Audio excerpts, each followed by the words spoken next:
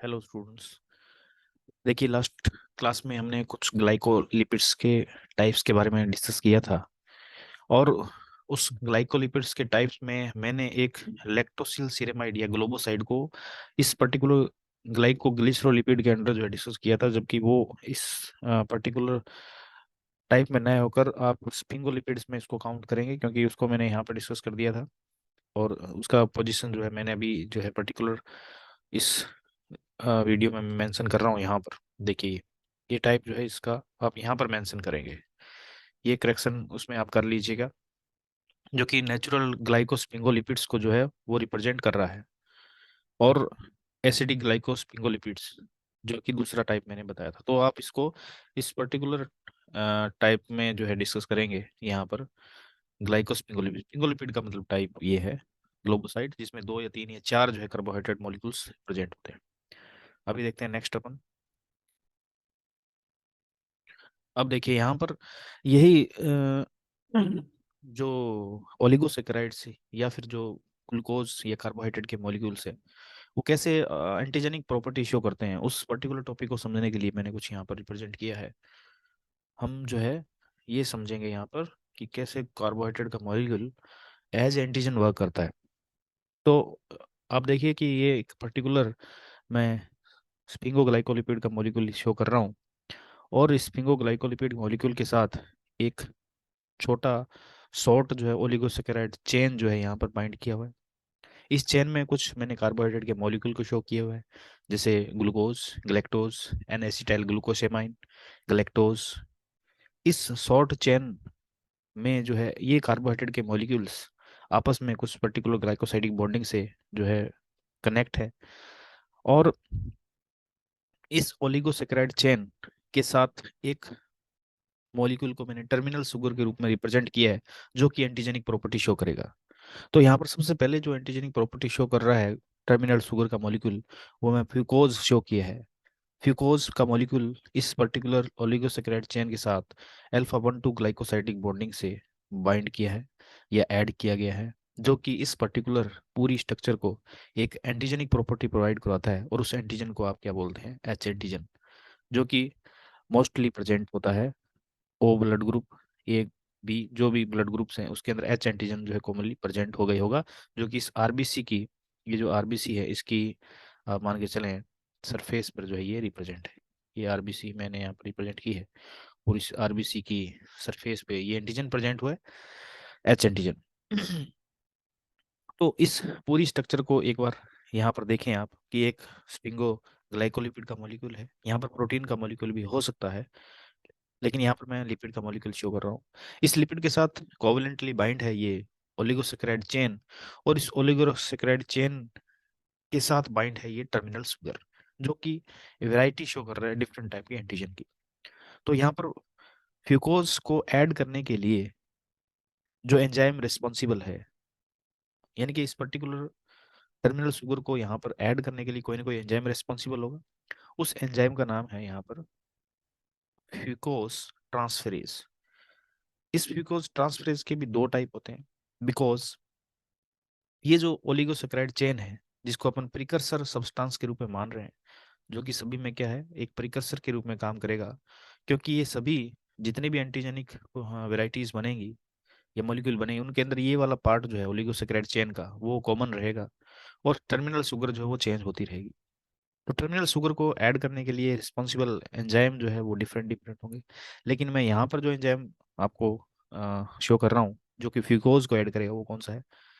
Fucose transferase. ठीक है।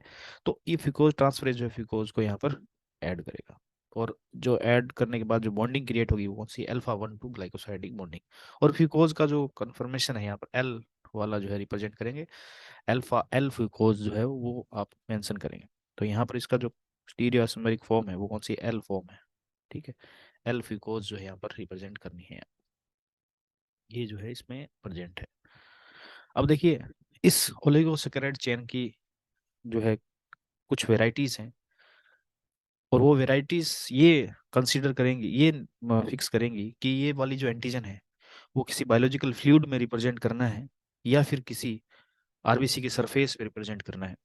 अगर मान लीजिए इसका इस एंटीजन को हमें आरबीसी के सरफेस पे रिप्रेजेंट करना है, तो फिर यहाँ पर टाइप 2 ओलिगोसैकेराइड चेन को जो है सिलेक्ट किया जाएगा, और इस टाइप 2 ओलिगोसैकेराइड चेन के साथ टर्मिनल शुगर को ऐड किया जाएगा अगर उसको आरबीसी की सरफेस पे प्रेजेंट करना है।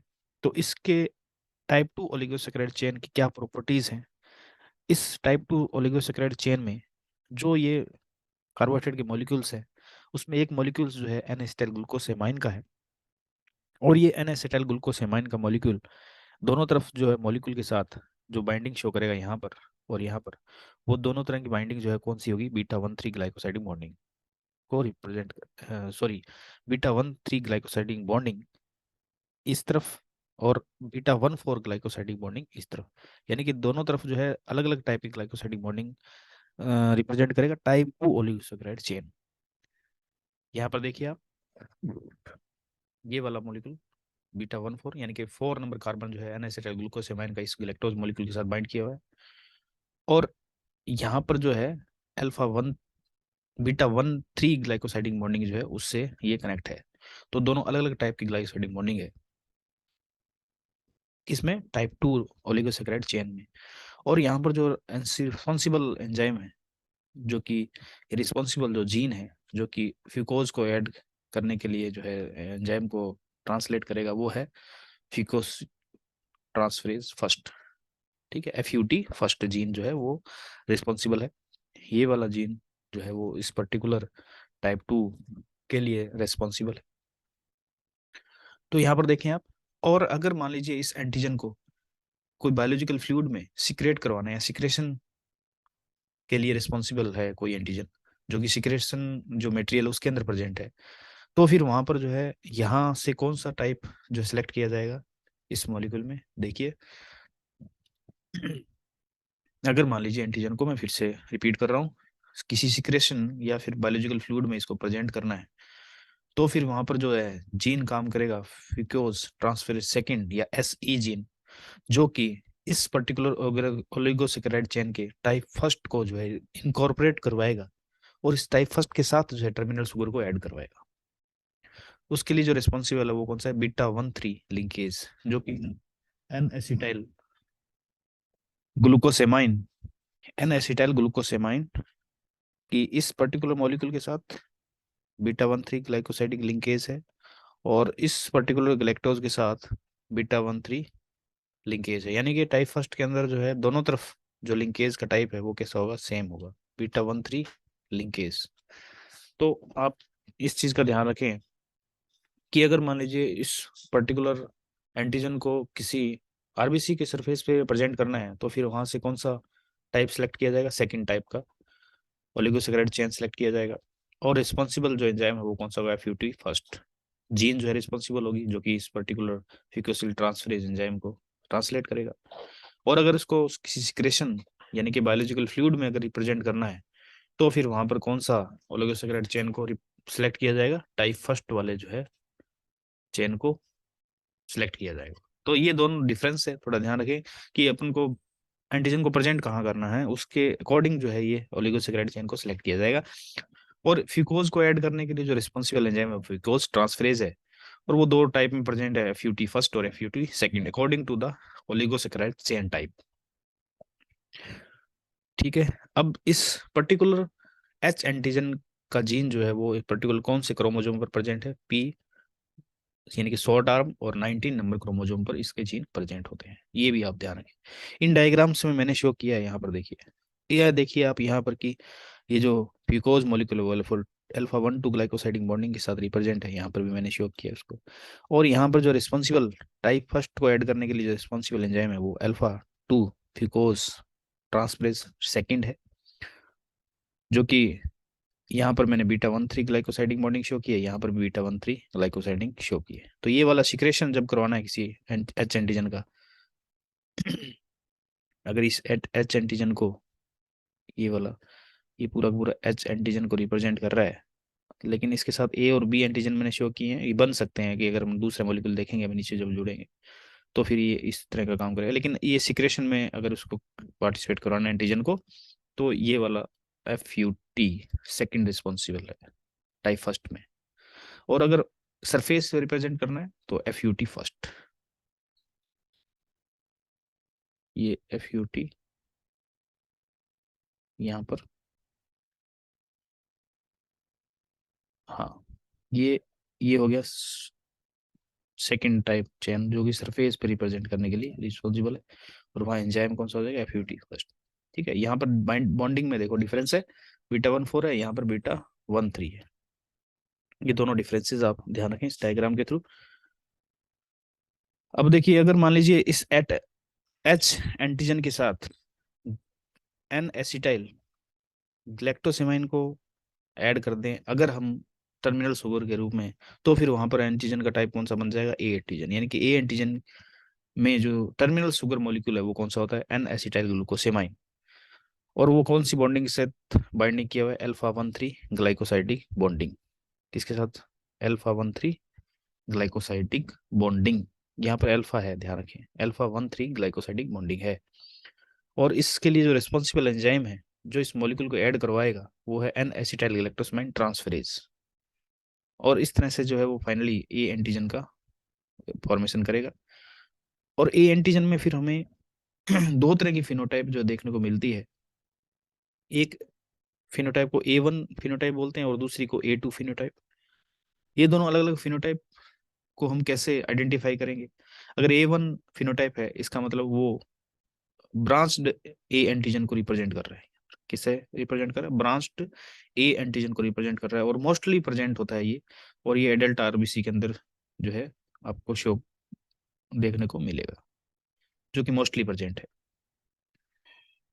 और दूसरा जो है फिनोटाइप कौन सा मिलेगा, A2, जो कि लीनियर ए एंटीजन को रिप्रेजेंट कर रहा है, डायग्राम में शो किया गया, जो कि फीटल या इफेंट जो है RBC के अंदर आपको देखने को मिलेगा। तो ये मोस्ट कॉमन टाइप नहीं है, ये मोस्ट कॉमनली जो है प्रेजेंट होता है नॉर्मल कंडीशन के अंदर। तो ये ए एंटीजन की दो फिनोटाइप देखने को मिलती है, एक ब्रांच्ड ए एंटीजन और एक लीनियर ए एंटीजन, जिसको आप A2 फिनोटाइप बोलते हैं, और ब्रांच्ड एंटीजन को आप बोलते हैं A1 फिनोटाइप। तो इसको, इस ए एंटीजन के सरफेस पर जो है टर्मिनल शुगर का मॉलिक्यूल अगर आप रिप्रेजेंट कर रहे हैं तो वो कौन सा है, एनासिटाइल ग्लैक्टोसेमाइन। बॉन्डिंग का विशेष रूप से ध्यान रखें। और H एंटीजन के साथ अगर आप ग्लैक्टोज का मॉलिक्यूल ऐड कर दें टर्मिनल शुगर के रूप में, यहाँ पर ग्लैक्टोज का मॉलिक्यूल, अब इन सभी में फ्यूकोज का मॉलिक्यूल तो है ही, क्योंकि H एंटीजन ऑलरेडी यहाँ पर प्रेजेंट है।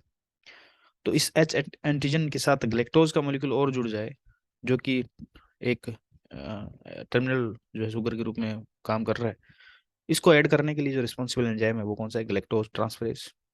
और ग्लैक्टोज ट्रांसफरेज जैसे ही ग्लैक्टोज मॉलिक्यूल को ऐड करवाएगा H एंटीजन के साथ, तो फिर उसका जो एंटीजन का फॉर्म बनेगा वो कौन सा है, B एंटीजन।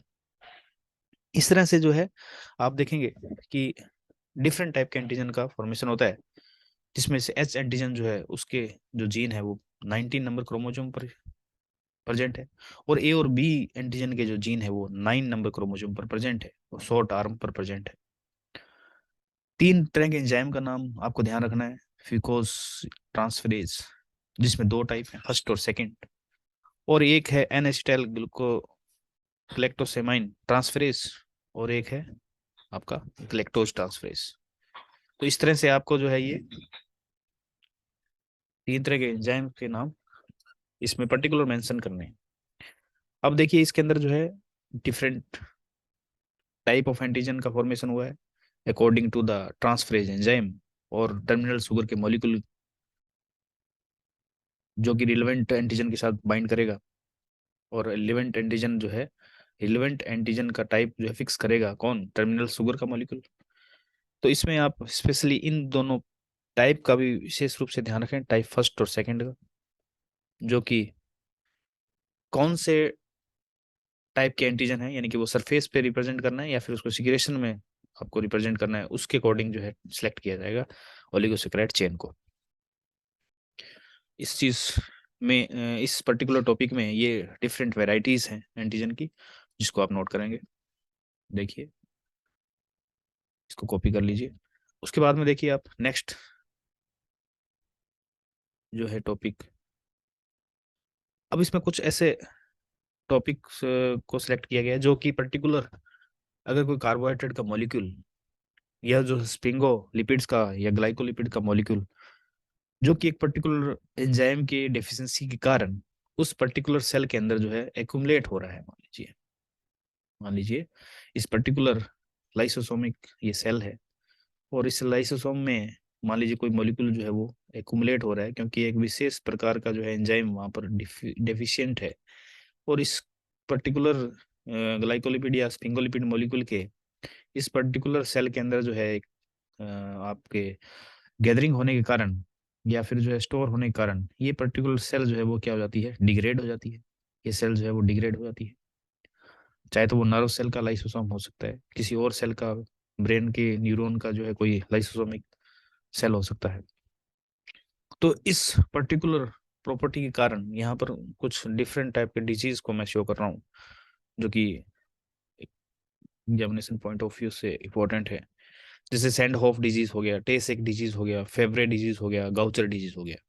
तो इनको रिप्रेजेंट करने के लिए मैंने एक चार्ट को जो है रिप्रेजेंट किया यहाँ पर, जिसमें जो है आप देखेंगे कि सैंडहोफ डिजीज, जो सैंड ऑफ डिजीज है, उस डिजीज के लिए जो रिस्पॉन्सिबल डेफिशिएंट एंजाइम जो है, यानी कि इस एंजाइम में डेफिशिएंसी क्रिएट हो जाए तो फिर ये पर्टिकुलर डिजीज क्रिएट होता है। वो एंजाइम है बीटा हेक्सोसेमिनिडेज ए एंड बी, यानी टोटल हेक्सोसेमिनिडेज जो है यहाँ पर काउंट करेंगे इसको, जिसकी बीटा यूनिट सब यूनिट है में डिफेक्ट होने के कारण जो है ये डिजीज क्रिएट होता है। और इस डिफेक्ट होने के कारण जो सेल के अंदर एक्युमुलेट होने वाला जो प्रॉपर मॉलिक्यूल है वो कौन सा है, गैंग्लियोसाइड, GM2 गैंग्लियोसाइड और ओलिगोसेकेराइड, ये दोनों जो है सेल के अंदर क्या होंगे, एक्युमुलेट होंगे, GM2 गैंग्लियोसाइड और ओलिगोसेकेराइड। और इससे जो प्रभावित होने वाला या इफेक्टेड होने वाला जो सेंट्रल नर्वस सिस्टम, वो जो है इससे प्रभावित होगा। अब देखिए यहाँ पर सैंड होप डिजीज में आपको इस पर्टिकुलर एंजाइम को ध्यान रखना है, जिसकी फॉर्म कौन सी है, बीटा है। फिर दूसरा डिजीज है टेसिक डिजीज, और टेसिक डिजीज में भी बीटा फॉर्म जो है वो डिफेक्ट हो रही है, बीटा हेक्सा सेमिनिडेज ए, इसमें जो है वो डिफेक्टिंग मटेरियल है या डिफेक्ट जो है एंजाइम है, ये इसके अंदर जो है डेफिशिएंसी क्रिएट होगी। इसमें डेफिशिएंसी होने के कारण सेल के अंदर जो है वो आपका एक्युमुलेट होने वाला जो मॉलिक्यूल है वो कौन सा है, वो मॉलिक्यूल है GM2 गैंग्लियोसाइड। क्योंकि इस पर्टिकुलर लेवल पर आप देखेंगे तो मैंने टेस्ट डिजीज को रिप्रेजेंट कर रखा है, जिसके अंदर जो है GM2 को GM3 में चेंज करने के लिए जो रिस्पॉन्सिबल एंजाइम है वो ये वाला एंजाइम है, बीटा हेक्सासेमिनिडेज। ये इस एंजाइम में जो है डेफिशिएंसी क्रिएट होने के कारण ये वाला मॉलिक्यूल इस मॉलिक्यूल में चेंज नहीं हो पाएगा, और ये वाला मॉलिक्यूल जो सेल के अंदर क्या हो जाएगा, एक्युमुलेट हो जाएगा यहाँ पर। एक्युमुलेट होने के कारण ये पर्टिकुलर सेल जो है डिग्रेड हो जाएगी। तो इस तरह की डिजीज को आप बोलेंगे टेसेक डिजीज, जिससे सेंट्रल नर्वस सिस्टम जो है वो इफेक्ट होता है। फिर जो है थर्ड नंबर पर आता है फेवरे डिजीज। फेवरे डिजीज जो है वो एक्स लिंक्ड रिसेसिव डिजीज है, और इसमें जो है कुछ आपको देखने को मिलेगा कि ये वाला एंजाइम जो है वो क्या हो जाता है, डेफिशिएंसी क्रिएट होती है इसके अंदर, जिसको आप बोलते हैं अल्फा गलेक्टोसाइडेज। ये देखिए यहाँ पर शो कर रहा हूँ मैं, अल्फा गलेक्टोसाइडेज एंजाइम की डेफिशिएंसी होने के कारण इस पर्टिकुलर लेवल पर जो सिरामाइड ट्राईहेक्सोसाइड्स है वो इस पर्टिकुलर ग्लूकोज सेरेब्रोसाइड में चेंज नहीं हो पाता है, जिसके कारण ये वाला मॉलिक्यूल जो है वो ये वाला मॉलिक्यूल ये सेल के अंदर एक्युमुलेट हो जाएगा।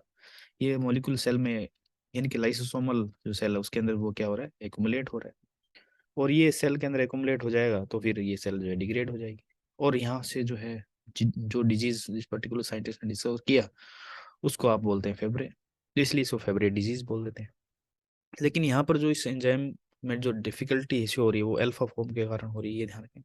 यहाँ पर बीटा फॉर्म के कारण हो रही है, ठीक। यहाँ पर भी बीटा फॉर्म के कारण हो रही है। यहाँ पर भी बीटा फॉर्म के कारण हो रही है, यहाँ पर अल्फा फॉर्म के कारण जो है ये डिफिशिएंसी क्रिएट है। अल्फा जो हो यूनिट है ग्लेक्टोसाइडेज एंजाइम, यहाँ पर ए वाला है, यहाँ देखें अल्फा ग्लेक्टोसाइडेज ए जो है वो डेफिशिएंसी से करेगा, जिसके कारण जो है ट्राईहेक्सोसिल सिरेमाइड जो है वो सेल के अंदर एक्युमुलेट हो जाता है। तो यहाँ पर एक्युमुलेट होने वाला जो मॉलिक्यूल कौन सा है, ट्राईहेक्सोसिल सिरेमाइड। और इससे ब्लड वेसल्स जो है स्किन की वो इफेक्ट होती हैं, किडनी इफेक्ट होगा और ब्रेन भी इफेक्ट होगा, यानी कि नर्वस सिस्टम से रिलेटेड जो है ये सारे जो है ऑर्गन्स इफेक्ट होंगे। फिर फोर्थ डिजीज जो है वो मोस्ट कॉमन लाइसोसोमल जो है डिजीज है गाउचर डिजीज, और गाउचर डिजीज को मैंने जो है यहाँ पर शो किया। ये वाली चीज है वो किसको रिप्रेजेंट कर रही है, गाउचर डिजीज को शो कर रहा है। ये देखिए, ये गाउचर डिजीज को शो कर रहा है। इसमें ग्लूकोसेरेब्रोसाइड जो है वो सिरेमाइड में चेंज हो रहा है, लेकिन अगर यहाँ पर कोई एंजाइम है उसमें डिफिशियंसी क्रिएट हो जाए इस पर्टिकुलर लेवल पर, उस एंजाइम को आप बोलेंगे बीटा ग्लूकोसेरेब्रोसाइडेज। बीटा ग्लूकोसेरेब्रोसाइडेज, ये जो बीटा फॉर्म है ग्लूकोसेरेब्रोसाइडेज की, उसमें डेफिशिएंसी क्रिएट होने से ये वाला जो ग्लूकोसिल सेरेमाइड है या ग्लूकोसेरेब्रोसाइड है, ये वाला जो है मॉलिक्यूल वो सेल के अंदर क्या हो जाता है, गेट एक्युमुलेट हो जाता है। इसके एक्युमुलेट होने से वो सेल डिग्रेड हो सकती है, जिसके कारण यहाँ पर इफेक्ट पड़ता है। तो गाउटर डिजीज जो है उसके अंदर जो डेफिशिएंट एंजाइम है वो कौन सा है, बीटा ग्लूकोसेरेब्रोसाइडेज। एक्युमुलेट होने वाला मॉलिक्यूल कौन सा है, ग्लूकोसिल सिरेमाइड। तो ये आप तीन डिजीज का स्पेशली ध्यान रखें, जिसमें बीटा फॉर्म है, सैंडहोफ डिजीज, टे सेक डिजीज और गाउचर डिजीज। एक डिजीज फेवरेट डिजीज जिसके अंदर जो है कौन सी फॉर्म है, अल्फा ग्लेक्टोसाइडेज जो है यहाँ पर डिफेक्ट हो रहा है, ग्लेक्टोसाइडेज है। ठीक है, सैंडहोफ में क्या है, बीटा हेक्सोसेमिनेडेज ए एंड बी। टेसेक में क्या है, बीटा हेक्सोसेमिनेडेज ए। और गाउचर डिजीज में क्या है, बीटा ग्लूकोसेरेब्रोसाइडेज। ठीक। अब देखिए कुछ और भी यहाँ पर रिप्रेजेंट किया हुआ है, जैसे क्रैब डिजीज के अंदर जो है कौन सा मॉलिक्यूल एक्युमुलेट हो जाएगा, यहाँ पर ग्लेक्टोसेरेब्रोसाइडेज, सॉरी ग्लेक्टोसेरेब्रोसाइड जो है ये एक्युमुलेट होगा सेल के अंदर। जबकि गाउटर डिजीज में जो एक्युमुलेट होने वाला मॉलिक्यूल है वो कौन सा है, ग्लूकोसेरेब्रोसाइड है। दोनों में डिफरेंस है, थोड़ा ध्यान रखें। ग्लेक्टोसेरेब्रोसाइड में सेरेब्रोसाइड जो है एक्युमुलेट हो रहा है कौन सी डिजीज में, क्रेब डिजीज के अंदर। और यहाँ पर जो डेफिशिएंट एंजाइम वो ग्लेक्टोसेरेब्रोसाइडेज होगा, जो कि किस में चेंज कर देता है इसको, सीरेमाइड में। जबकि यहाँ पर जो है उसकी एंजाइम में डिफिशियंसी होने के कारण ग्लेक्टोसेरेब्रोसाइड जो है वो सेल के अंदर एक्युमुलेट हो जाएगा। तो ये क्रैब डिजीज को रिप्रेजेंट कर रहा है, ये वाला मॉलिक्यूल। ठीक। और उसके बाद में कुछ एक सल्फाटिड्स जो है वो भी सेल के अंदर एक्युमुलेट हो सकते हैं। अगर एरिल सल्फेटेज ए एंजाइम की डेफिशिएंसी क्रिएट हो जाए तो ये सल्फाटिड्स जो है वो सेल के अंदर एक्युमुलेट हो जाएंगे, ये सेल के अंदर एक्युमुलेट हो सकते हैं। इनके एक्युमुलेट होने के कारण जो है जो डिजीज क्रिएट होगा उसको आप क्या बोलते हैं, मेटाक्रोमेटिक ल्यूको डिस्ट्रोफी। मेटाक्रोमेटिक ल्यूको डिस्ट्रोफी बोलेंगे। तो ये कुछ इंपॉर्टेंट डिजीज हैं जिनको जो है यहाँ पर रिप्रेजेंट किया गया है। और इनके लिए जो रिस्पॉन्सिबल एंजाइम है जिसमें डिफिशियंसी क्रिएट हो गई है, जिसके कारण जो है एक पर्टिकुलर सबस्ट्रेट एक पर्टिकुलर प्रोडक्ट में नहीं बदल पा रहा है, तो वो सबस्ट्रेट जो है एक पर्टिकुलर सेल में एक्युमुलेट हो रहा है, जिसके कारण वहां पर एडवर्स इफेक्ट क्रिएट हो रहे हैं और वो सेल डिजेनेरेट भी हो रहा है। उसको आपको स्पेशली ध्यान रखना है कि पर्टिकुलर डिजीज में कौन सा पर्टिकुलर एंजाइम डिफिशिएट हुआ है और कौन सा पर्टिकुलर मॉलिक्यूल वहां पर एक्युमुलेट हो रहा है। तो इसको आप एक बार कॉपी कर लीजिए, ये इंपॉर्टेंट है। तो यहाँ पर डिफरेंट टाइप के एंजाइम्स, डिफरेंट टाइप के एक्युमुलेटिंग मॉलिक्यूल्स, और फिर इसका जो कॉरस्पॉन्डिंग डिजीज है वो यहाँ पर रिप्रेजेंट किया गया है, जिसमें सारे के सारे डिजीज मोस्टली जो है ऑटोसोमल क्या होते हैं, रिसेसिव होते हैं। मोस्टली क्या है, ऑटोसोमल रिसेसिव डिजीज है, सिर्फ एक को छोड़कर फेब्रे डिजीज। ये जो फेब्रे डिजीज है वो कैसा है, एक्स लिंक रिसेसिव जीन है, जबकि बाकी सारे कैसे हैं, ऑटोसोमल रिसेसिव डिजीज है। ये आप ध्यान रखें। चाहे इसकी बात करें तो भी ऑटोसोमल रिसेसिव है, ये भी जो है ऑटोसोमल रिसेसिव है, और ये वाला डिजीज भी जो है ऑटोसोमल रिसेसिव है। सिर्फ ये फेब्रे डिजीज जो है वो एक्स लिंक्ड रिसेसिव को शो कर रहा है। ठीक।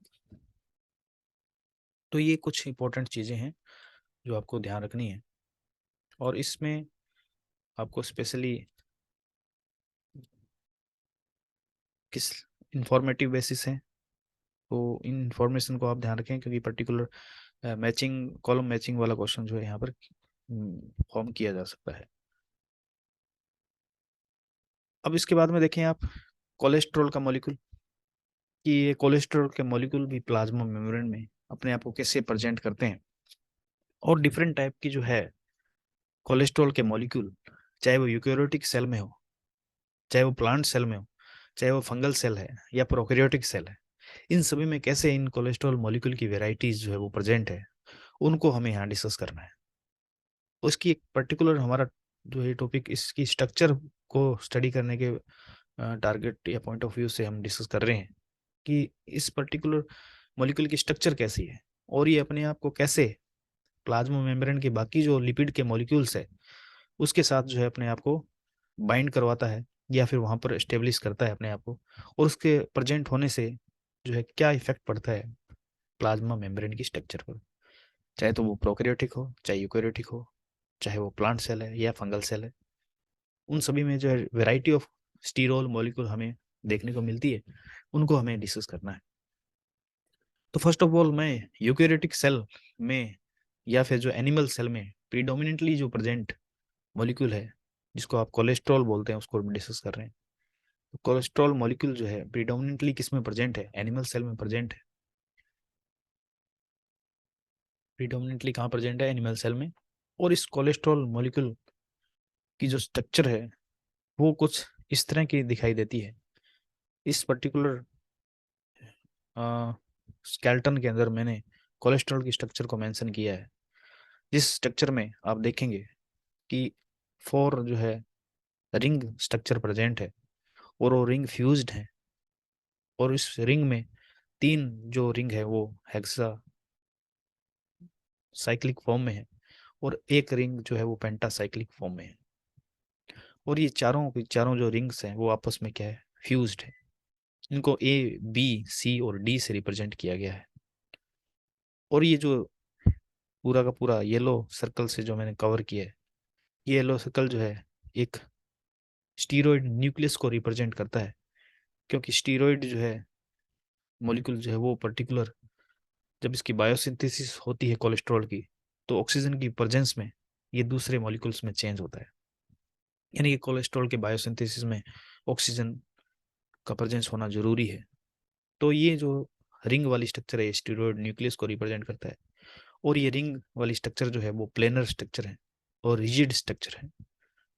प्लेनर है, रिजिड स्ट्रक्चर है। अब इस स्टीरॉयड न्यूक्लियस के ए रिंग के 3 नंबर कार्बन पर, थर्ड कार्बन पर हाइड्रोक्सी पोलर हेड प्रेजेंट है, ये वाला जो ग्रीन सर्कल से रिप्रेजेंट किया गया है। इनके 3 बीटा हाइड्रोक्सी पोलर हेड यहाँ पर प्रेजेंट है। ये OH ग्रुप जब अपन सेल मेम्ब्रेन में आप देखेंगे, तो अगर ये मॉलिक्यूल्स यहाँ पर प्रेजेंट है, जैसे आप डायरेक्ट इस सेल मेम्ब्रेन में देखें, तो ये OH मॉलिक्यूल मोस्टली जो है इस मेम्ब्रेन के बाहर प्रेजेंट होता है, और बाकी कोलेस्ट्रॉल का जो मॉलिक्यूल है वो इस पर्टिकुलर लेयर के लीफलेट में प्रेजेंट है। चाहे तो आप आउटर लीफलेट की बात करें, चाहे आप इनर लीफलेट की बात करें, OH मॉलिक्यूल मोस्टली जो है हेड रीजन में प्रेजेंट होगा या हेड रीजन से बाहर एक्सपोज होगा, जो कि हाइड्रोफिलिक नेचर शो कर रहा है। और बाकी जो इसकी रिंग है, ये कार्बन स्केलेटन है, वो हाइड्रोफोबिक नेचर शो कर रही है, जो कि हाइड्रोफोबिक रीजन में ही प्रेजेंट है। तो यहाँ पर आप देखेंगे इन 4 जो रिंग्स के बाद एक एलिफेटिक यहाँ पर साइड चेन भी प्रेजेंट है। इस साइड चेन में जो है आपको फ्लेक्सिबल एल्काइल साइड चेन मिलेगी। ये वाली साइड चेन जो है वो कैसी है? जो कि एल्काइल नेचर को शो कर रही है, और ये फ्लेक्सिबल है। इसमें मेथाइल ग्रुप प्रेजेंट है, CH3 ग्रुप ज्यादा प्रेजेंट है। अब आप देखें कहीं पर, जैसे 19 नंबर कार्बन देखूं मैं, यहाँ पर देखिए आप, यहाँ पर CH3 ग्रुप प्रेजेंट है, यहाँ पर भी जो है CH3 ग्रुप प्रेजेंट है। 21 नंबर कार्बन पर CH3 ग्रुप प्रेजेंट है। 27 नंबर कार्बन CH3, ये CH3। यानी कि एक तरफ मेथाइल ग्रुप प्रेजेंट है, और कुछ यहाँ पर जो है हाइड्रोजन प्रेजेंट है। यहाँ पर हाइड्रोजन होगा, यहाँ हाइड्रोजन होगा, यहाँ हाइड्रोजन, ऐसे करके।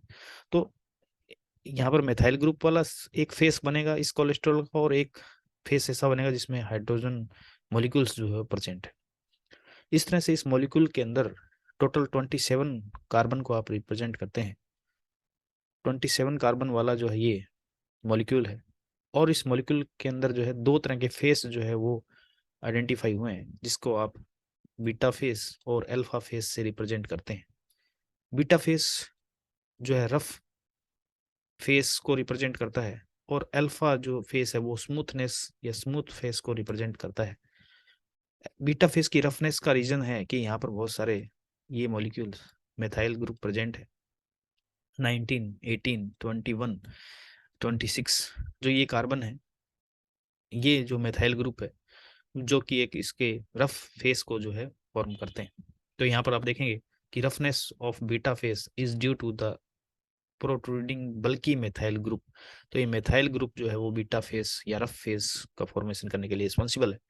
एंड दूसरी साइड जो है, जो हाइड्रोजन मॉलिक्यूल्स हैं वो इसके अल्फा फेस या स्मूथ फेस को फॉर्मेशन करने के लिए रिस्पॉन्सिबल है। तो दो फेस यहाँ पर फॉर्म किए जाते हैं इनके डिफरेंट डिफरेंट ग्रुप के द्वारा। तो इस पूरी स्ट्रक्चर में आप देखें कि जो 3 number carbon 3 beta hydroxyl polar head OH group present है, इन रिंग्स को देखेंगे तो आपस में सारी फ्यूज्ड हैं। और ये प्लेनर स्ट्रक्चर है, रिजिड स्ट्रक्चर है या फिर स्टीरोइड न्यूक्लियस को रिप्रेजेंट करती है। और इसके साथ जो है जुड़ा हुआ है एक acyl flexible side chain, alkyl flexible side chain जो है वो बाइंड की हुई। और दूसरा आप ये देखेंगे कि इसमें 5 और 6 नंबर कार्बन जो है वो अनसेचुरेशन शो कर रहा है। वो क्या कर रहा है, अनसेचुरेशन शो कर रहा है, यानी C5 और 6 नंबर कार्बन के बीच में डबल बॉन्ड प्रेजेंट है। ये भी आप ध्यान रखें। अब देखें इसमें कि अगर इस कोलेस्ट्रॉल के मॉलिक्यूल की वेराइटीज को अपन देखें तो यहाँ पर देखें आप कि एक इस मॉलिक्यूल को मैंने इस फॉर्म में रिप्रेजेंट किया है, यहाँ पर इस फॉर्म में रिप्रेजेंट किया है जिसमें 24 नंबर कार्बन ये वाला यहाँ पर जो है एक मॉलिक्यूल बाइंड, जिसको हमने मान लीजिए कि ये R ग्रुप जो है रिप्रेजेंट है, जिसके कारण वेराइटीज बनेंगी इसकी। इस R ग्रुप में अगर H प्रेजेंट है, यहाँ पर देखिए, यहाँ पर क्या हो, अगर H प्रेजेंट हो 24 नंबर कार्बन पर, यहाँ पर अगर ये H प्रेजेंट है तो फिर इसका मतलब ये कोलेस्ट्रॉल को रिप्रेजेंट करेगा। बाकी ये CS3 26 27 नंबर कार्बन पर प्रेजेंट है, 25 ये 24।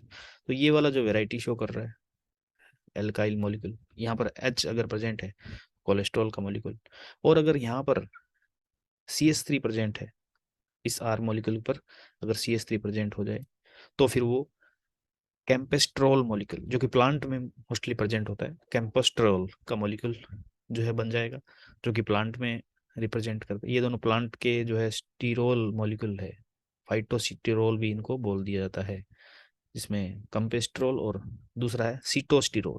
सीटोस्टिरोल का फॉर्मेशन कब होगा, जब R ग्रुप की जगह एथाइल ग्रुप यानी कि C2H5 प्रेजेंट हो।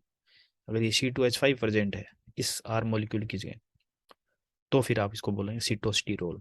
तो ये कंपेस्टिरोल और सीटोस्टिरोल ये दोनों प्लांट में प्रेजेंट हैं, इसलिए इनको फाइटोस्टिरोल भी बोल दिया जाता है। इनकी स्ट्रक्चर कोलेस्ट्रॉल के साथ सिमिलरिटी शो करती है। एक और प्लांट के अंदर पाए जाने वाला स्टीरोल है जिसको आप बोलते हैं स्टिग्मास्टीरोल। ये भी मोस्ट कॉमन टाइप है प्लांट के स्टीरोल। स्टिग्मास्टीरोल और बाकी स्टीरोल जो प्लांट में पाए जाने वाले हैं उनके बीच में जो है कुछ डिफरेंसेस है। अगर इस 24 नंबर कार्बन पे यानी कि 22 नंबर और 23 नंबर कार्बन यहाँ पर देखिए, इसके बीच में जो है अनसेचुरेशन प्रेजेंट है यहाँ पर, ठीक है, बाकी सेम है मॉलिक्यूल। 20 और 23 कार्बन के बीच में जो है डबल बॉन्ड प्रेजेंट है। दूसरा, इस 5 और 6 नंबर कार्बन के बीच में डबल बॉन्ड प्रेजेंट है, यानी कि स्टिग्मा स्टीरोल का मॉलिक्यूल जो है वो अनसेचुरेशन ज्यादा शो कर रहा है इन कंपेरेटिवली इन मॉलिक्यूल के।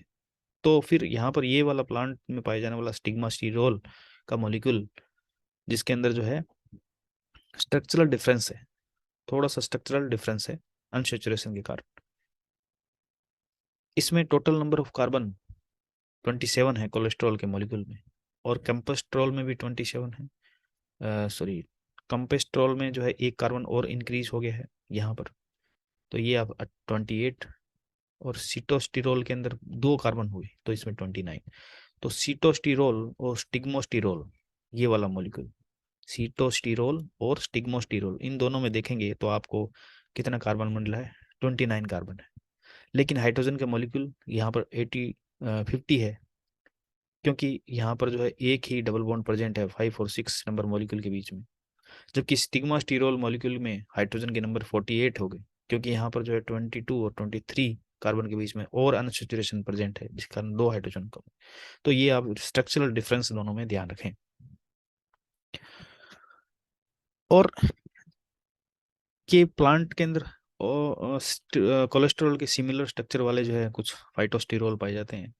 इसलिए आप ये मान के चलें कि प्लांट या फाइटोस्टिरोल को आप एज ए डाइटरी फूड लेते हैं तो फिर ये कोलेस्ट्रॉल के मॉलिक्यूल के साथ compete करते हैं और उनका जो हमारी बॉडी में स्टोरेज होने से बचाते हैं। इसलिए जो है फाइटोस्टेरोल की एक प्रिस्क्राइब्ड अमाउंट अगर आप लेते हैं तो फिर वो कोलेस्ट्रॉल की एक्स्ट्रा जो डिपोजिशन है उससे हमारी जो है वो हेल्प करते हैं, या फिर उसको जो इसके हार्मफुल इफेक्ट हैं कोलेस्ट्रॉल के एक्सेस अमाउंट में मानो वो उनसे बचाएंगे, क्योंकि ये उनके साथ सिमिलरिटी शो करते हैं स्ट्रक्चरली, इसलिए एक मेम्ब्रेन में अपने आप को स्टेब्लिश कर देते हैं कोलेस्ट्रॉल मॉलिक्यूल की जगह। अब देखिए नेक्स्ट कि फंगल सेल के अंदर भी कुछ ऐसे स्टीरोल मॉलिक्यूल प्रेजेंट है, उनको आप क्या बोलते हैं या उनकी स्ट्रक्चर कैसी होती है? उनके उनके लिए एक पर्टिकुलर जो है स्टीरोल जो कि फंगल सेल में पाया जाता है उसको आप बोलते हैं इर्गोस्टीरोल। उनको क्या बोलेंगे आप? इर्गोस्टीरोल मॉलिक्यूल, जिसको आप प्रो विटामिन डी से भी रिप्रेजेंट करते हैं। प्रो विटामिन डी कोलिकैल्सिफेरॉल जो है का मॉलिक्यूल को फॉर्मेशन करने के लिए रिस्पॉन्सिबल है। तो इर्गोस्टेरोल मॉलिक्यूल जो है फंगल सेल में प्रेजेंट है, फंगल सेल मेम्ब्रेन में इर्गोस्टेरोल के मॉलिक्यूल प्रेजेंट है। और ये जो है 28 कार्बन वाली स्ट्रक्चर है। देखिए यहाँ पर इसमें भी अनसेचुरेशन का डिग्री जो है वो ज़्यादा है। यहाँ पर अनसेचुरेशन है, यहाँ पर अनसेचुरेशन है, यहाँ पर अनसेचुरेशन है। और इसमें टोटल जो है अगर आप देखेंगे इस पूरी स्ट्रक्चर के अंदर तो आपको जो कायरल कार्बन के नंबर है वो 8 नजर आएंगे। 8 जो है इसके अंदर जो है स्टीरियो आइसोमेरिक कार्बन है या फिर जो है कायरल कार्बन है इस पर स्ट्रक्चर के अंदर। 8 जो है आपको कार्बन नजर आएंगे इस पर्टिकुलर स्ट्रक्चर के अंदर, एर्गोस्टोरिक स्ट्रक्चर जो है प्रो विटामिन डी। तो आप इन स्ट्रक्चर के अंदर ये भी आप काउंट करके रखें कि पर्टिकुलर जो है कितने स्टीरियो आइसोमेरिक कार्बन जो है वो प्रेजेंट है, 8 है, 9 है, 5 है। ये चीजें हैं जो कि इनके लिए जो है इसकी स्ट्रक्चर के लिए इंपॉर्टेंस शो करती हैं। तो इर्गोस्टोर के मॉलिक्यूल कहाँ पर प्रेजेंट है? इर्गोस्टिरोल के मॉलिक्यूल फंगाई की जो सेल है, फंजाई की जो सेल मेम्ब्रेन है वहां पर प्रेजेंट है। और इसका इंपॉर्टेंस ये है कि ये ड्रग डिस्कवरी में जनरली इर्गोस्टिरोल का बहुत बड़ा रोल है, कि जब एंटी माइक्रोबियल एंटीबायोटिक्स से ट्रीट किया जाता है तो फिर वो एंटीबायोटिक्स जो है प्लाज्मा मेम्ब्रेन में जब बाइंड करती है तो अपनी बाइंडिंग जो है वो किसके साथ शो करती है? इर्गोस्टिरोल के मॉलिक्यूल के साथ शो करती है। इर्गोस्टिरोल के मॉलिक्यूल के साथ वो अपनी बाइंडिंग शो करेगी। कौन? कि कोई एंटी फंगल जो है एंटीबायोटिक्स है वो। अब देखिए इसके अंदर अगर मान लीजिए कि हम कोलेस्ट्रॉल के मॉलिक्यूल को फॉसिल्स रिकॉर्ड के रूप में अगर स्टडी करें तो यहाँ पर इस मॉलिक्यूल का इस तरह से एक रिडक्शन हुआ है। रिडक्शन कब होगा? जब मान लीजिए पास्ट में जब अगर यहाँ कुछ बायोजेनेसिस का प्रोसेस हुआ और इसमें बहुत सारे हीट और फोर्स का अप्लाई किया गया होगा, हुआ होगा, तो उस कारण से कोलेस्ट्रॉल का मॉलिक्यूल अगर रिड्यूस फॉर्म जो है इसको आप क्या बोलते हैं? 5 अल्फा कोलेस्टेनॉल, जो कि एज ए बायोमार्कर स्टडी होता है। 5 अल्फा कोलेस्टेनॉल जो कि एज ए बायोमार्कर के रूप में स्टडी किया जाता है। बायोमार्कर मीन्स कि इसको आप फॉसिल स्टडी के रूप में स्टडी कर सकते हैं कि इस तरह के मॉलिक्यूल्स जो है वो पास्ट में जो है सेडिमेंट में प्रेजेंट रहे होंगे। सेडिमेंट में जो है रिड्यूसिंग कंडीशन होगी जिसके कारण 5 और 6 नंबर कार्बन का रिड्यूसिंग हो गया होगा, हाइड्रोजन मॉलिक्यूल ऐड हो गए और जिसके कारण जो है ये 5 अल्फा कोलेस्टेनॉल का मॉलिक्यूल जो है बन गया होगा। तो ये रिड्यूसिंग फॉर्म को रिप्रेजेंट करता है कोलेस्ट्रॉल की, जो कि इवोल्यूशनरी स्टडी के पॉइंट ऑफ व्यू से इंपॉर्टेंट है, जो कि बायोमार्कर के रूप में प्रेजेंट है। तो आप कोलेस्ट्रॉल के मॉलिक्यूल की स्ट्रक्चरल वेरिएबिलिटी जो है इस पर्टिकुलर स्ट्रक्चर्स में देख सकते हैं कि कुछ कोलेस्ट्रॉल का मॉलिक्यूल जो प्रीडोमिनेटली एनिमल सेल में प्रेजेंट है इसकी स्ट्रक्चर इस तरह से होती है, और कुछ स्टीरोल के मॉलिक्यूल जो है वो प्लांट में प्रेजेंट है जिनकी जो है आप इस तरह से वैरायटी देख सकते हैं: कंपेस्ट्रोल, शीटोस्टीरोल, स्टिग्मोस्टीरोल। स्ट्रक्चर में थोड़ा सा डिफरेंस हो सकता है। कुछ मॉलिक्यूल को आप फंजल सेल में जो है रिप्रेजेंट कर सकते हैं जिसको बोलते हैं इर्गोस्टीरोल। दो तरह की फेस को आप शो कर सकते हैं अकॉर्डिंग टू द मॉलिक्यूल। यहाँ पर दो तरह की फेस जो है इसमें शो होती है। और ये मॉलिक्यूल जो है वो फास्फोलिपिड के मॉलिक्यूल की टैल के साथ बाइंड कर रहे रहते हैं, जिसके कारण जो है कोलेस्ट्रॉल के मॉलिक्यूल एक प्लाज्मा मेम्ब्रेन को ऑर्डर प्रोवाइड करवाने के लिए रिस्पॉन्सिबल होते हैं। ऑर्डरिंग ऑफ प्लाज्मा मेम्ब्रेन या रिजिडिटी ऑफ प्लाज्मा मेम्ब्रेन ये प्रोवाइड करवाते हैं, जिसके कारण जो है उस सेल मेम्ब्रेन की फ्लूइडिटी जो है वो, यानी कि रिजिडिटी जो है सेल की बढ़ेगी तो उसकी फ्लूइडिटी जो है वो कम हो जाती है। जब कोलेस्ट्रॉल का मॉलिक्यूल यहाँ पर, जैसे ये देखिए आप, टेल के साथ बाइंड किए हुए हैं, यहाँ पर हाइड्रोफोबिक रीजन में इसका हाइड्रोफोबिक रीजन प्रेजेंट है, तो इनके से बाइंड होने के कारण इसकी ऑर्डरिंग जो है वो बढ़ जाती है। तो मोस्टली जब टेम्परेचर इंक्रीज होता है तो फिर इंक्रीज होने से ये कोलेस्ट्रॉल के मॉलिक्यूल यहाँ पर जो है ऐसे बाइंड कर जाते हैं, और इस सेल मेम्ब्रेन के अंदर जो फास्फोलिपिड की जो टेल है हाइड्रोफोबिक, उसकी मोबिलिटी को ये ब्लॉक कर देते हैं। इनमें मोबिलिटी नहीं होगी तो फिर ये फ्लूइडिटी को डिक्रीज या इंक्रीज करेंगे। तो यहाँ पर जो है टेम्परेचर इंक्रीज होने से कोलेस्ट्रॉल के मॉलिक्यूल इस पर्टिकुलर सेल मेम्ब्रेन की रिजिडिटी बढ़ा देते हैं और उसकी फ्लूइडिटी को डिक्रीज कर देते हैं। जैसे टेम्परेचर कम होता है तो फिर ये फ्लूइडिटी को इंक्रीज करते हैं। तो ये कोलेस्ट्रॉल का मॉलिक्यूल जो बफर के रूप में काम करता है, लेकिन जब ये लीफलेट के अंदर प्रेजेंट होता है और टेल के साथ बाइंड किए होता है तो फिर ये सेल मेम्ब्रेन की रिजिडिटी को इंक्रीज करेगा और उसकी फ्लूइडिटी को जो है डिक्रीज करेगा। तो कोलेस्ट्रॉल के मॉलिक्यूल मोस्टली कैसी नेचर शो करते हैं, हाइड्रोफोबिक नेचर को शो करते हैं, इसलिए ये हाइड्रोफोबिक रीजन में जो है वो प्रेजेंट होता है। इसके मोस्टली रीजन, मोस्टली पार्ट है कोलेस्ट्रॉल का, वो कहाँ प्रेजेंट है, हाइड्रोफोबिक रीजन। आप नीचे नेक्स्ट डायग्राम में भी देख सकते हैं, इस तरह से ये मॉलिक्यूल प्रेजेंट होते हैं जो कि इस पर्टिकुलर टेल के साथ जो है बाइंड किए हुए हैं। इनका OH जो ग्रुप है वो बाहर की तरफ ऐसे रिप्रेजेंट रहता है, जैसे कि यहाँ पर मैंने शो किया हुआ है।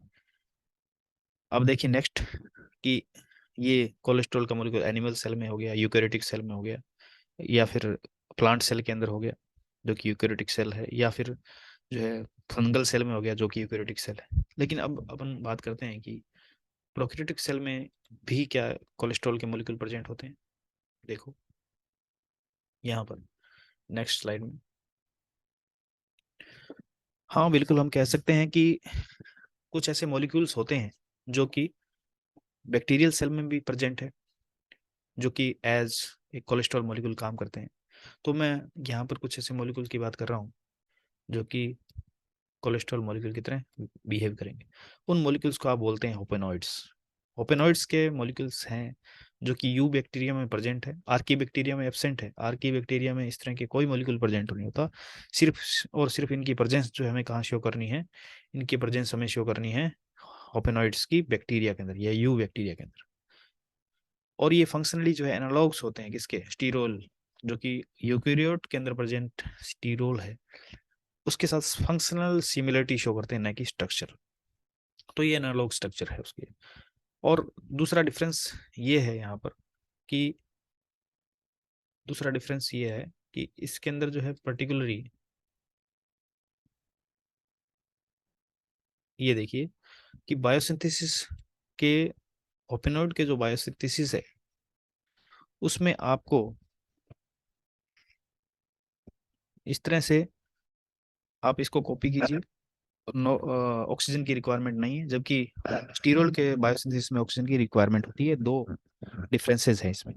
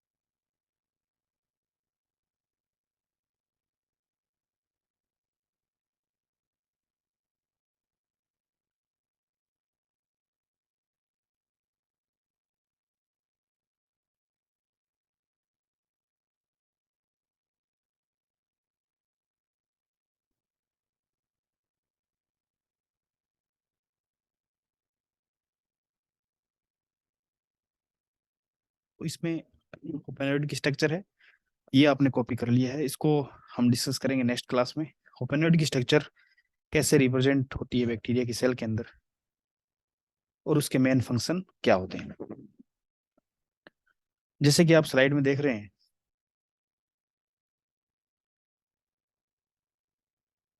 इस स्लाइड में आपको ओपेनॉइड की स्ट्रक्चर का क्या वैरायटी शो हो रही है, कोई किस तरह से जो है अपने आप को ये सेल मेम्ब्रेन में प्रेजेंट करते हैं, उसको रिप्रेजेंट किया गया है। उसका मेन काम है कि ओपेनॉइड के मॉलिक्यूल जनरली सैचुरेटेड लिपिड के साथ बाइंड करते हैं, और ये हाइड्रोफोबिक टेल के मूवमेंट को जो है वो डिक्रीज करेंगे। फॉस्फोलिपिड की जो हाइड्रोफोबिक टेल है उसके मूवमेंट को डिक्रीज कर देगा, थिकनेस बढ़ाएगा सेल मेम्ब्रेन की, और इस तरह से फ्लूइडिटी को डिक्रीज कर देते हैं। तो फंक्शनली सिमिलरिटी शो कर रहे हैं किसके साथ, स्टीरोल ऑफ यूकेरियोट के साथ। तो इस पर्टिकुलर स्ट्रक्चर में देखें आप,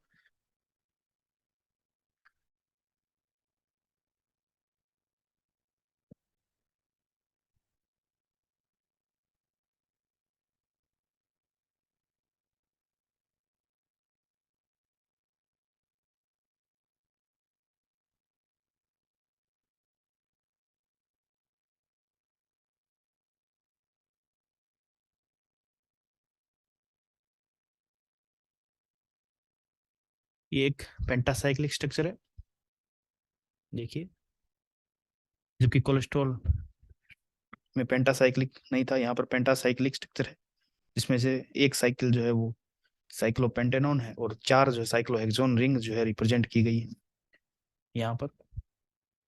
ये वाली चारों रिंग जो है वो कैसी है, साइक्लोहेक्सेन है, और एक पेंटासाइक्लिक रिंग है। और इस पर्टिकुलर 2 नंबर कार्बन पे ओपेनॉइड के 2 नंबर कार्बन को जो है वो मेथाइलेटेड किया गया है, जो कि 2 मेथाइलेटेड ओपेनॉइड के मॉलिक्यूल को रिप्रेजेंट करता है। 2 मेथाइल डाइलोट्रोल जो है मॉलिक्यूल को रिप्रेजेंट कर रहा है। और टेट्राओल जो है ये ओपेनॉइड टेट्राओल है, क्योंकि इसमें 4 OH मॉलिक्यूल प्रेजेंट है, जो मोस्ट कॉमन टाइप ऑफ ओपेनॉइड जो प्रेजेंट होता है बैक्टीरियल सेल के अंदर, सेल मेम्ब्रेन के अंदर। और जनरली ग्राम नेगेटिव बैक्टीरिया को रिप्रेजेंट किया गया है यहाँ पर इस पर्टिकुलर डायग्राम में, जो कि एक अपर मेम्ब्रेन या आउटर मेम्ब्रेन को रिप्रेजेंट कर रहा है। और इस आउटर मेम्ब्रेन जो है लिपोपॉलीसेकेराइड से बनी होती है, और इस लिपोपॉलीसेकेराइड में जो लिपिड ए है उसके साथ बाइंड करते हैं मॉलिक्यूल किसके, हेपेनॉइड के। तो लिपिड ए मॉलिक्यूल के साथ, जो कि सैचुरेटेड कंडीशन में है, उसके साथ बाइंड कर रहा है कौन सा, हेपेनॉइड का मॉलिक्यूल। और इसकी प्रेजेंस क्या शो करनी है आपने, hopanoid always present in the outer membrane of bacterial cell. तो यहाँ पर आउटर मेम्ब्रेन जो है उसमें इसकी प्रेजेंस शो करनी है, ये वाली, जैसे मैंने इस डायग्राम में शो कर रखी। और ये यहाँ पर प्रेजेंट होने के बाद इस सेल की, जिसमें लिपिड के मॉलिक्यूल अनऑर्डर्ड है, यहाँ पर ऑर्डर्ड कंडीशन में आ जाते हैं। तो ये लिपिड ऑर्डरिंग शो करता है, जिसके कारण जो है इसकी थिकनेस बढ़ जाती है और फ्लूइडिटी जो है डिक्रीज हो जाती है। और बाइंड किसके साथ करेगा, वो हाइड्रोफोबिक रीजन के साथ बाइंड करेगा। इस मॉलिक्यूल का जितना ज्यादा मेथाइलेशन होगा उतना ज्यादा इसकी हाइड्रोफोबिसिटी बढ़ेगी, और जितना ज्यादा मेथाइलेशन होगा उतना ही ज्यादा जो है ये थिकनेस को बढ़ाएगा, और उतने ही ज्यादा जो है फ्लूइडिटी को कम करेगा। इसलिए जो है यहाँ पर मेथाइलेशन जितना ज्यादा होगा, इस पर्टिकुलर स्ट्रक्चर को जो है आप क्या कर सकते हैं, मॉडिफाइड कर सकते हैं मेथाइलेशन से, या इसके अंदर OH मॉलिक्यूल के ऐड करने से इसका जो है पर्टिकुलर स्ट्रक्चर का मॉडिफिकेशन भी हो सकता है, जिसके कारण ये प्रॉपर्टी इसकी चेंज हो जाएगी। और इस पर्टिकुलर स्ट्रक्चर को देखिए, इसमें ऑक्सीजन की रिक्वायरमेंट नहीं है सिंथेसिस का। तो इसका मतलब जब हम इवोल्यूशनरी स्टडी के पॉइंट ऑफ व्यू से देखें तो ये मॉलिक्यूल बहुत ज्यादा इंपॉर्टेंस शो करता है, क्योंकि जब इवोल्यूशनरी स्टडी में देखें तो साइनोबैक्टीरिया के अंदर भी इस तरह के मॉलिक्यूल्स प्रेजेंट है। साइनोबैक्टीरियल सेल के जो आउटर मेम्ब्रेन है उसके अंदर ओपेनॉइड के मॉलिक्यूल प्रेजेंट है। नाइट्रोजन फिक्सेशन करने वाले बैक्टीरिया के अंदर भी ओपेनॉइड के मॉलिक्यूल जो है वो प्रेजेंट होंगे। तो जब स्ट्रेस वाली कंडीशन आती है, आप देखेंगे कि इन मॉलिक्यूल्स का जो सिक्रेशन है, ये जो बायोसिंथेसिस है, वो जो स्ट्रेस वाली कंडीशन है उसको जो है टॉलरेट करने के लिए जो है रिस्पॉन्सिबल होते हैं। इसीलिए बैक्टीरिया जो है हाई लो से लो पीएच या हाई टेम्परेचर, उनको जो है स्ट्रेस को फील फेस कर लेता है, क्योंकि उसमें होपेनॉइड्स के मॉलिक्यूल्स हैं।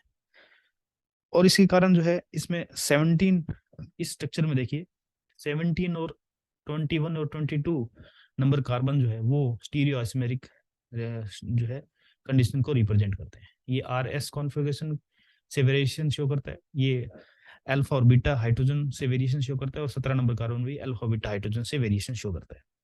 तो इन कार्बन में 17 से 21 नंबर जो कार्बन है, उस कार्बन में जो है डायोजेनेसिस यानी कि सेडिमेंट से रॉक बनने वाली जो कंडीशंस है, या कैटाजेनेसिस जिसमें जो है कैटालिटिक एक्टिविटी होती है, छोटे मॉलिक्यूल्स में डिवाइड हो जाता है।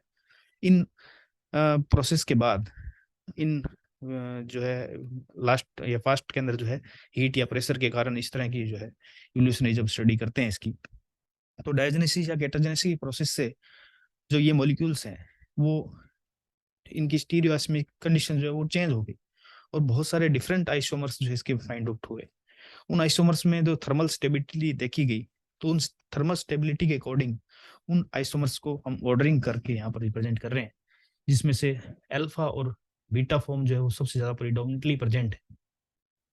उसके बाद में जो है बीटा और अल्फा फॉर्म, यानी 21 नंबर कार्बन की अल्फा फॉर्म और 17 नंबर कार्बन की बीटा फॉर्म उससे कम स्टेबिलिटी शो कर रही है। सबसे कम स्टेबिलिटी जो है वो बीटा बीटा फॉर्म कर रही है, यानी कि इस एपोनॉइड मॉलिक्यूल की बीटा बीटा फॉर्म जो है वो सबसे कम जो है स्टेबिलिटी शो करती है, थर्मल स्टेबिलिटी।